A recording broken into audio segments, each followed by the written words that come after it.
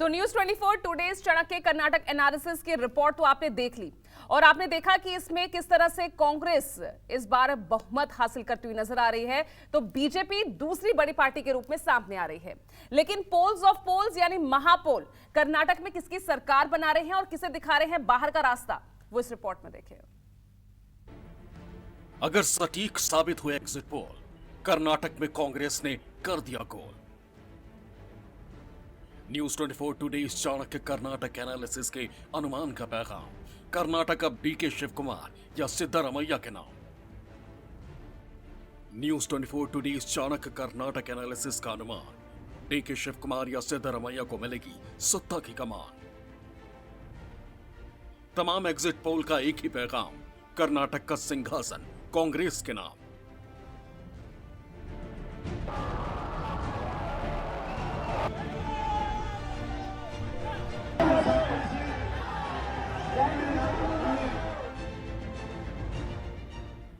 हर सर्वे, हर अनुमान, हर exit poll के आंकड़े भले ही जुदा हों, लेकिन सबका सार यही है, बीजेपी आ रही है, कांग्रेस आ रही है। कर्नाटक में इस बार कांग्रेस ही सत्ता पर काबिज हो रही है। News 24 today Chanakya Karnataka analysis के अनुमान के मुताबिक कर्नाटक में कांग्रेस पूर्ण बहुमत के साथ सरकार बनाती दिख रही है, जबकि दूसरे एग्जिट पोल्स में भी कांग्रेस सत्ता की कुर्सी छूती नजर आ रही है। News 24 today Chanakya Karnataka analysis के अनुमान के मुताबिक कर्नाटक में बीजेपी को 92 सीटें, कांग्रेस को 120 सीटें और जेडीएस को 12 सीटें मिलती दिख रही, जबकि अन्य का खाता खुलना भी मुश्किल दिख रहा है। आज तक एक्सिस माई इंडिया के एग्जिट पोल के मुताबिक बीजेपी को कर्नाटक में 62 से 80 सीटें, कांग्रेस को 122 से 140 सीटें और जेडीएस को 20 से 25 सीटें मिलती नजर आ रही। निर्दलीय और अन्य की झोली यहां भी खाली ही दिख रही। एबीपी सी वोटर के एग्जिट पोल के मुताबिक कर्नाटक में बीजेपी को 83 से 95 सीटें, कांग्रेस को 100 से 112 सीटें, जबकि जेडीएस को 21 से 29 सीटें मिलती दिख रही। निर्दलीय और अन्य 2 से 6 सीटों पर सिमटते दिख रहे।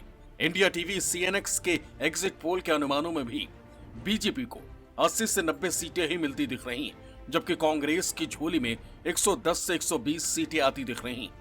जेडीएस को 20 से 24 सीटों पर संतोष करना पड़ सकता है, जबकि निर्दलीय और अन्य का खाता बड़ी मुश्किल से खुलता दिख रहा है। टीवी 9 पोल स्टार्ट के एग्जिट पोल के आंकड़ों में बीजेपी और कांग्रेस के बीच कांटे की टक्कर जरूर दिख रही है, लेकिन पलड़ा कांग्रेस का ही भारी दिख रहा है। टीवी 9 पोल स्टार्ट के एग्जिट पोल के मुताबिक कर्नाटक में बीजेपी को 88 से 98 सीट, जबकि कांग्रेस को 99 से 109 सीट मिलती नजर आ रही। जेडीएस को 21 से 26 सीटें मिल रही हैं, तो निर्दलीय और अन्य के हाथ खाली दिख रहे हैं। अगर तमाम एग्जिट पोल्स के अनुमानों का औसत निकालें, तब भी कर्नाटक की सत्ता बीजेपी से फिसलकर कांग्रेस की तरफ जाती दिख रही है। पोल ऑफ पोल्स यानी महापोल के मुताबिक कर्नाटक में इस बार बीजेपी को 81 से 91 सीटें, जबकि कांग्रेस को 108 से 120 सीटें मिलती दिख रही। जेडीएस 18 से 23 सीटों पर सिमटती नजर आ रही है, जबकि निर्दलीय और अन्य के हाथ कुछ भी लगता नहीं दिख रहा। कर्नाटक विधानसभा चुनाव के वोटों की गिनती 13 मई को होनी और असली नतीजे गिनती के बाद ही सामने आएंगे। लेकिन अगर एग्जिट पोल्स के अनुमान सटीक बैठे तो कर्नाटक में 37 साल पुराना रिवाज बरकरार रहेगा। फिलहाल जहां बीजेपी का राज है, वहां अब कांग्रेस का राज होगा। Bureau report, news 24।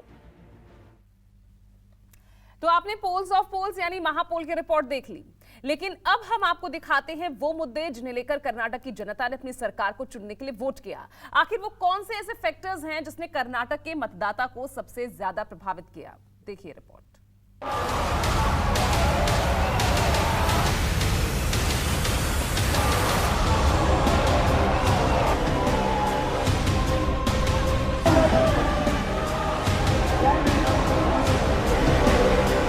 कर्नाटक का 6 साल का बच्चा जानता है कि कर्नाटक की सरकार 40% वाली सरकार है, कि जो कर्नाटका प्रदेश की बीजेपी सरकार है वो 40% सरकारा के नाम से प्रसिद्ध हुई है।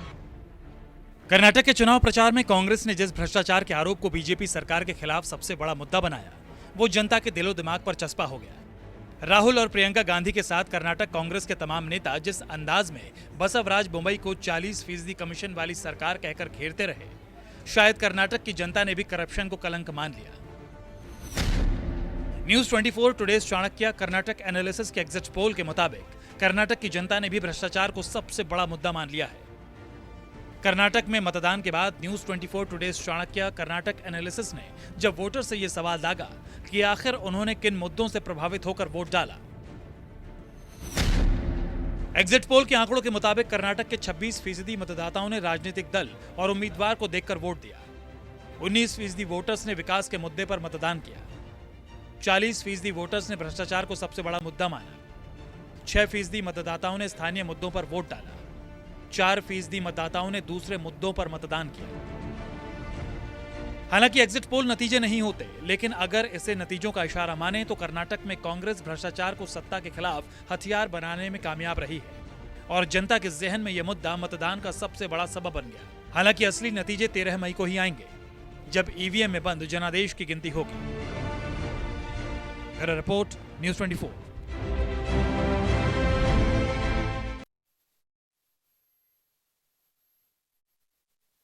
नमस्कार, मैं हूं मानक गुप्ता।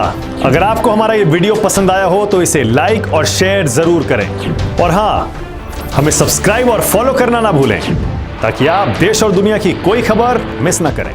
तो जुड़े रहिए हमारे साथ और देखते रहिए न्यूज 24।